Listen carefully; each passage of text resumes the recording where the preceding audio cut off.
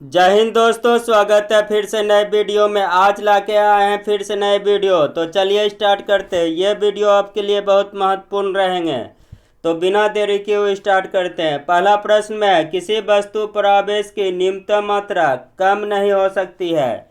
आपका ऑप्शन है option A 1.6 Guna 10⁻⁻19 coulomb से। ऑप्शन नंबर बी 3.2 गुना 10⁻⁻19 कूलम से। ऑप्शन नंबर सी 4.8 गुना 10⁻⁻19 कूलम से।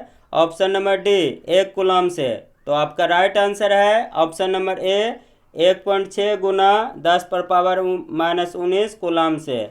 नेक्स्ट प्रश्न में देखेंगे प्रश्न संख्या 2। प्रश्न संख्या 2 ये वीवीआई प्रश्न है। प्रश्न संख्या 2 में है, दो वैद्युत क्षेत्र रेखाएं एक दूसरे को किस कोण पर काटती है।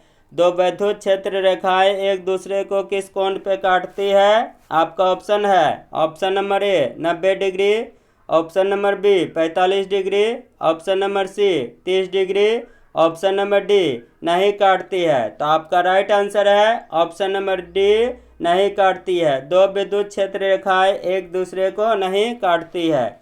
अब नेक्स्ट प्रश्न में देखेंगे प्रश्न संख्या 3। प्रश्न संख्या 3 में है, प्रश्न संख्या 3 स्थिर विद्युतीय क्षेत्र होता है। ऑप्शन है ऑप्शन नंबर ए संरक्षी। ऑप्शन नंबर बी असंरक्षी। ऑप्शन नंबर सी कहीं संरक्षी तथा कहीं असंरक्षी। ऑप्शन नंबर डी इनमें से कोई नहीं। तो इसका राइट आंसर है ऑप्शन नंबर ए संरक्षी।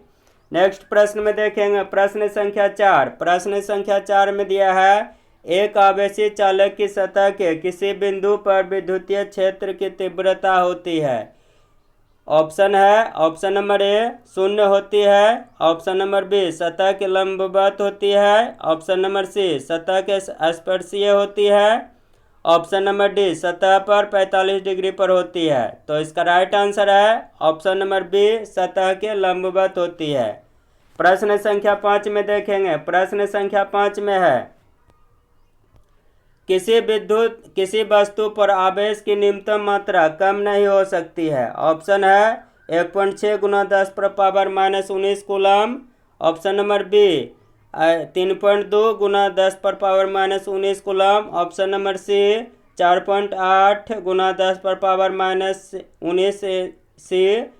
ऑप्शन नंबर डी 1 सी यानी कि 1 कूलम। तो इसका राइट आंसर है ऑप्शन नंबर ए 1.6 गुना 10⁻⁻19 कूलम।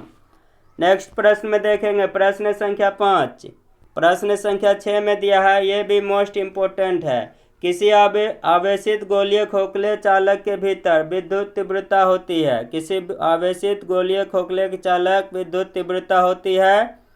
ऑप्शन है अनंत। Option number B 0। Option number C धनात्मक एवं 1 से अधिक। ऑप्शन नंबर डी इनमें से कोई नहीं। तो इसका राइट आंसर है ऑप्शन नंबर बी 0। किसी आवेशित गोलीय खोखले चालक की विद्युत तीव्रता होती है 0। अब अगला प्रश्न में देखेंगे प्रश्न संख्या 7। प्रश्न संख्या 7 ये वीवीआई प्रश्न।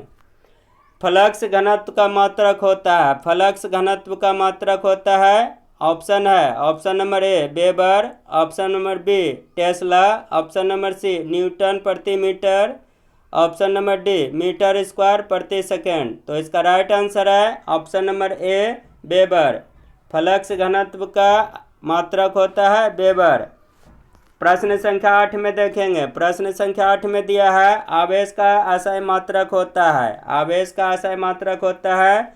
ऑप्शन है ampere. Option number B farad. Option number C volt. Option number D coulomb. तो इसका राइट आंसर है option number D coulomb. Option number D coulomb. आवेश का आशय मात्रक होता है कूलम। नेक्स्ट प्रश्न में देखेंगे प्रश्न संख्या 9 में है, प्रश्न संख्या 9 में विद्युत क्षेत्र की तीव्रता का मात्रक होता है। ये भी मोस्ट इम्पोर्टेंट है वीवीआई। विद्युत क्षेत्र की तीव्रता का मात्रक होता है। ऑप्शन है ऑप्शन नंबर ए न्यूटन प्रति coulomb. Option number B newton प्रति coulomb. Option number D volt प्रति metre. Option number D coulomb प्रति न्यूटन। तो इसका राइट आंसर है ऑप्शन नंबर बी इसका राइट आंसर है ऑप्शन नंबर बी, न्यूटन प्रति कूलम। विद्युत क्षेत्र की तीव्रता का मात्रक होता है न्यूटन प्रति कूलम। प्रश्न संख्या 10 में देखेंगे। प्रश्न संख्या 10 में दिया है साबुन के एक बुलबुले को जब आवेशित किया जाता है तो उसकी त्रिज्या होती है। साबुन के बुलबुले को जब आवेशित की जाती है तो उसकी त्रिज्या होती है, ऑप्शन है ऑप्शन नंबर ए बढ़ती है, ऑप्शन नंबर बी घटती है, ऑप्शन नंबर डी सी अपरिवर्तित रहती है, ऑप्शन नंबर डी शून्य होती है। तो इसका राइट आंसर है ऑप्शन नंबर ए बढ़ती है। साबुन के एक बुलबुले को जब आवेशित किया जाता है तो उसकी त्रिज्या क्या होती है, बढ़ जाती है। ऑप्शन नंबर ए राइट आंसर। यदि आप मेरे वीडियो आपको अच्छा लगे तो लाइक और शेयर ज़रूर कर दें।